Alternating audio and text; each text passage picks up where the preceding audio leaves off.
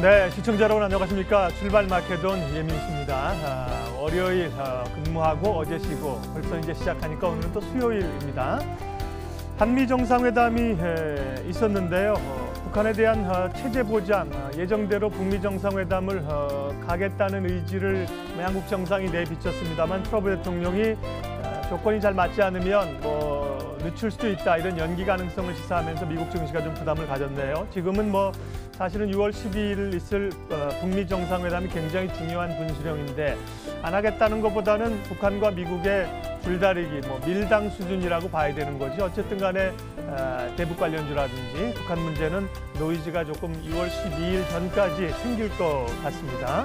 그런가 하면 주말에 현대모비스가 분할 그리고 합병을 철회하기로 했다는 뉴스가 있었습니다. 그에 따른 현대차그룹의 지배구조 관련된 얘기는 다시 그림을 그려야 될 상황에 와 있는 건데요.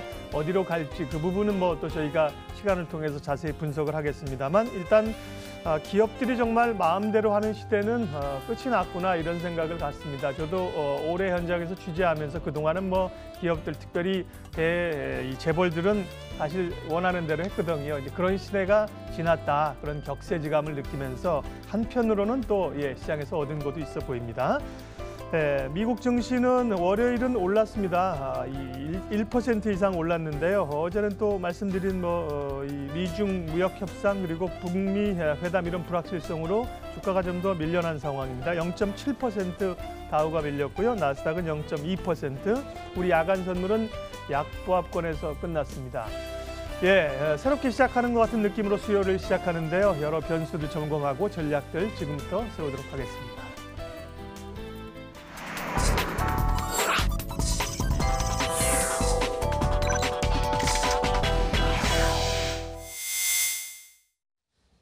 장영혁의 마켓 시그널 한국투자증권 이프렌즈예요. 장영혁 팀장님 만납니다. 어서 오십시오. 네, 안녕하세요. 할 얘기들이 많은데요. 그러게 오늘 아침에 현대차 얘기도 어쨌든 방향을 새로 논해야 되기 때문에 네. 여러 가지 시나리오가 있으니까 언제 시간 되면 한번 얘기를 해주시고요.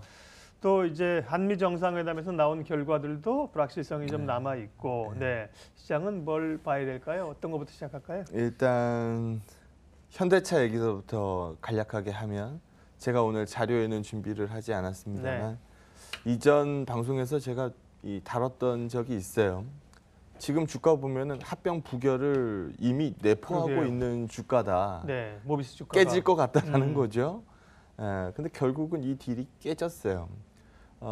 국민연금이 9.8% 지분 들고 캐스팅 보트를 쥐고 있는데 지금 국민연금의 의사결정이 사실 녹록치 않아 보이거든요. 왜냐하면 주변에서 다 합병 반대 공고를 줬던 상황이기 때문에 이 연기금에서 찬성 의견 주기가 좀 어려웠을 겁니다. 그렇죠. 소위 기권이라든지 이런 카드를 택한다 하더라도 지금 현대모비스 분할 합병 입장에서 봤을 때는 점점 불리하게 이제 흘러가고 있었던 거죠. 그래서 어쨌든 딜이 깨졌으니까 깨진 이후의 반응이 중요하겠죠. 일단 글로비스는 깨질 수밖에 없습니다. 돈이 되는 AS 사업부를 잘라서 글로비스한테 붙여서 이제 가는 구조였으니까요. 이게 깨졌으니까 글로비스한테 당연히 부정적이겠죠. 현대모비스 입장에서는 일단 시차가 다시 한번 불확실성으로 떴기 때문에 호재로 볼 수는 없습니다만 불리한 분할 관련된 이 이슈를 다시 한번 현대차그룹에서 가다듬을 거기 때문에 모비스 입장에서는 큰 마이너스 요인이라고 보기 어렵습니다. 오히려 다음 지배구조 개편안이 발빠르게 움직일 것 같다라는 가이드가 형성되면 모비스 주가 입장에서는 오히려 플러스 요인을 가질 수 있는 요인이라는 점을 먼저 말씀을 드리고요.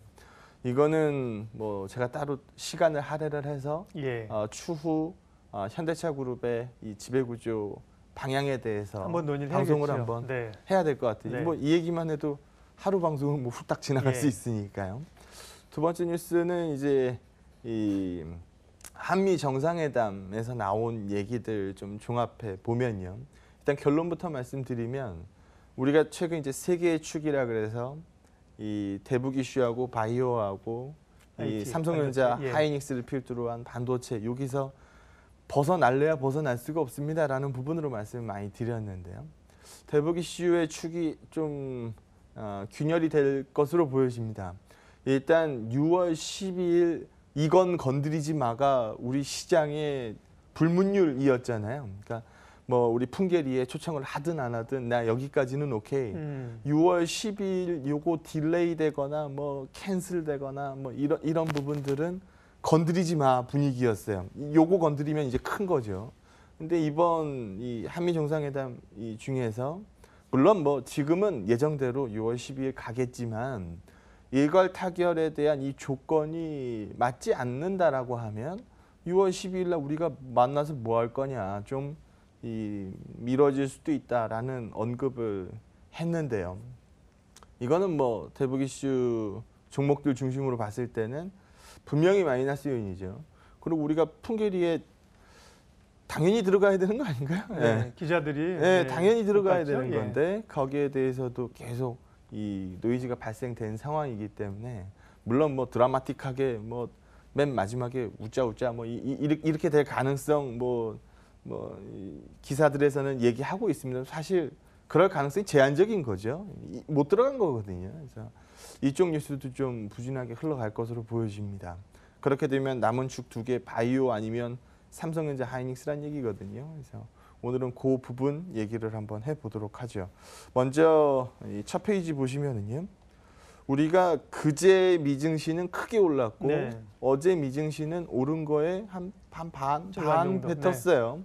뭐 중심되는 뉴스는 뭐 좀 전에 소개했었던 이 북미 정상회담 뉴스도 뭐 일정 부분 포함이 돼 있겠습니다만 이 미중 무역 협상 얘기가 뭐 상당 부분을 차지합니다. 어제 트럼프가 얘기한 거는 이렇게 얘기했어요. 이 미중 무역 협상 불만족스럽다. 그 전날까지만 해도 GT 제재 완화 얘기를 주고받았었던 이 미중이었었기 때문에 하루 사이에 뉴스가 좀 달라진 거거든요. 근데 이제 이면으로 들어가서 좀 소개를 해드리면 최근 김정은 이 태도가 좀 전형적으로 바뀐 거에 대해서 트럼프 대통령이 이렇게 얘기합니다. 배후에 시진핑이 있는 거 아니냐. 시진핑 만나고 나서 우리 정은이가 달라졌어요. 라는 얘기를 하고 있는 상황이어서 중국이 북한 행사하는 영향력을 지렛대로 활용을 해서 미중 무역 협상에 이용하고 있는 거 아니냐라는 분석도 제기가 되고 있는 상황입니다. 그러다 보니까 트럼프 심기가 약간 불편한 거죠. 그래서 뭐 불만족스럽다. 뭐 이렇게 전날에 발표된 내용과는 뭐 상당히 다르게 이 내용이 나왔는데요. 뭐 결론부터 얘기하면은 이쪽에서는 크게 터질 일은 사실상 없어 보입니다. 중국이 구체적인 금액을 얘기하지 않았지만 미국으로부터 수입을 크게 늘리겠다라는 이 가이드를 이미 제시한 상황이기 때문에 꾸비고 들어간 상황이거든요. 그래서 여기서 뭐 이 번져나갈 이 부진한 부분은 뭐 별로 보이지 않는다라고 말씀을 좀 드릴 수 있을 것 같고요. 이머징 쪽에서 요즘은 이제 그 얘기가 조금 이제 둔화됐는데요. 한동안 이머징이 신나게 터졌죠. 근데 요즘에는 이제 그런 그림들이 조금 무뎌지긴 했습니다. 근데 여기 위에도 써놓은 것처럼 사실 뚝이 터지면은 취약한 곳서부터 뚝이 터질 수밖에 없거든요. 그렇죠. 한번 터지고 나면 이제 뚝이 터지는 건데 이 맨 처음 뚝에 구멍 나는 거는 약간 균열이 가 있는 쪽서부터 뚝이 터질 수밖에 없습니다. 이머징 쪽도 마찬가지예요. 약간 이 펀더멘탈적으로 봤을 때 좀 체력이 떨어져 있는 곳서부터 균열이 나올 수밖에 없는 거거든요. 그래서 여기 보는 것처럼 이 헤지펀드의 이머징 포지션이 지속적으로 감소하고 있었던 상황에서 온리 롱 포지션, 그러니까 숏을 포함하지 않는 그냥 바이사이드 헤지 포지션 운영 이 포지션을 한번 보면 쭉 치고 올라오다 최근에 좀 꺾였어요. 그래서 이머징 부분에서 좀 소위 취약해 보이는 곳들의 포션이 줄 수밖에 없었겠죠. 아르헨티나 그렇게 깨지는데 계속 살 수는 없잖아요. 뭐 그런 식의 이 얘기라고 보시면 될 것 같고요. 신흥국 가산 채권 금리가 올라가면서 요즘 미금리도 신나게 올랐겠다. 뭐 이머징 채권 금리가 안 올라가면 이상한 거죠. 이 과정에서 당연히 이머징 통화값이 떨어졌을 거고 이머징 통화값이 떨어지는 과정에서 주가 빠지고 뭐 외국인들 자금 이탈되고 이게 이상할 건 없다라는 겁니다. 그래서 그러면 시장이 질문을 하는 거죠. 그럼 내가 이머징 다 팔고 접고해야 되는 거냐? 라는 부분으로 이제 질문이 나올 텐데요. 이 글로벌리하게 봤을 때 이 성장률 전망치는 여기 보시는 것처럼 지속 올라옵니다. 근데 이 옆 그림을 한번 보시게 되면 신흥국과 선진국 중에서 누가 성장률이 높아요? 신흥국이 네. 높죠. 당연한 겁니다. 네. 그러니까 리스크 테이킹을 하니까 더 큰 프로핏을 주는 거잖아요. 그래서 지금 이 선진국과 신흥국가의 이 성장률 이 격차가 갭이 늘고 있으면은 신흥국들 쪽에서 성장률이 선진국보다 더 빠르게 늘고 있다라는 거고, 줄고 있으면은 선진국 대비해서 신흥국의 성장률 이 전망치가 어떻게 되고 있다는 얘기예요. 떨어지고 있다는 얘기거든요. 그래서 최근 움직임은 후자에서 말씀드렸던 떨어지고 있는 그림이었기 때문에 야, 내가 선진국보다는 이머징으로 계속 쏴야 돼. 이런 그림으로 설명하고 있지는 않았습니다. 근데 이 그림도 내부로 들어가서 보면 대한민국이 못해서 꺾인 게 아니고 취약해진 곳들이 상당 부분 존재했었기 때문에 그쪽 영향이 상당히 컸었다라는 거고요. 이머징 그럼 접고할 거냐? 근데 그렇지 않다라고 얘기하는 증거를 보여드리면 일단 선진국 쪽으로 움직이는 자금 사이즈가 훨씬 큽니다. 신흥국보다. 그건 뭐 다들 그렇죠. 알고 예. 계신 바죠. 근데 최근 이제 신흥국 쪽으로 자금 유입이 이 소폭 유출, 그러니까 유입이 멈췄다라고 표현하는 게 오히려 더 맞을 것 같은데 소폭 유출로 바뀌니까 마치 뭐 끝난 것처럼 얘기들이 많이 나옵니다. 근데 둘의 이 주식형 펀드 유출입 금액을 합쳐 보면요, 유출이 아니라는 거예요. 그래서 이 여기 보시는 것처럼 이 한때는 선진국 쪽에서 많이 자금이 흘러나갔으니까 이 매도 쪽으로 많이 잡혀 있었고, 그 이후에 이머징 쪽으로 자금이 둔화되면서 막대기가 많이 줄어든 거죠. 근데 지금 구간을 한번 보시면 다시 들어오는 구간입니다. 그래서 증시로서의 유동성이 끝났어요라고 얘기하기에도 어렵고, 정말 리스크 선호도가 떨어져서 깨지기 시작한 증시면 중소형주 러셀 2000이 신고가를 쓸 수 있겠냐는 겁니다. 그래서 러셀 2000이 신고가 찍고 있는 상황이고, 뭐 수급적 요인이다 뭐다라고 얘기는 하지만 위험자산의 최선두는 커머디티, 이 상품가인데 상품가에 제일 최선두 서 있는 유가가 물론 뭐 수급 이슈로 상당 부분 안고는 있습니다만 저렇게 뛰고 있는 상황에 시장의 위험 선호도가 뭐 꺾여서 죽었다, 뭐 이렇게 설명하기에는 어렵죠. 그래서 이 다음 관심은 사실 이 얘기가 될 거예요. 우리나라 시간으로 6월 14일 목요일이죠. 이제 이 6월 FOMC 결과를 반영을 해야 되는데요. 다음 페이지 먼저 보시면 지난번에도 말씀드렸습니다만 이 3번 오른다 6표, 4번 오른다 6표, 6대6 동점입니다. 네, 동점에서 네, 어디로? 이번 6월 FOMC는 뭐 4번 인상 쪽으로 표가 좀 옮겨갈 가능성이 있어요. 그러다 보니까 시장에서 달러가가 오르고 금리가 오르는 현상이 나왔습니다. 여기까지는 우리가 얘기했죠. 그럼 앞 페이지로 돌아가서 그러면 얼마나 더 이 물가 구조가 금리 인상을 자극할까요? 라는 부분으로 질문을 바꿔보면 2%에다 선 하나 찍 긋고요. 2000년 이후의 구간의 이 움직임을 한번 보여드리면 지금 이 PC 데이터, 코어 PC 이 값을 보여드리는 건데 넘어가는 적이 없는 게 아니에요. 있어요. 있는데 2%에서 바깥으로 벗어나 봐야 2.4, 2.5입니다.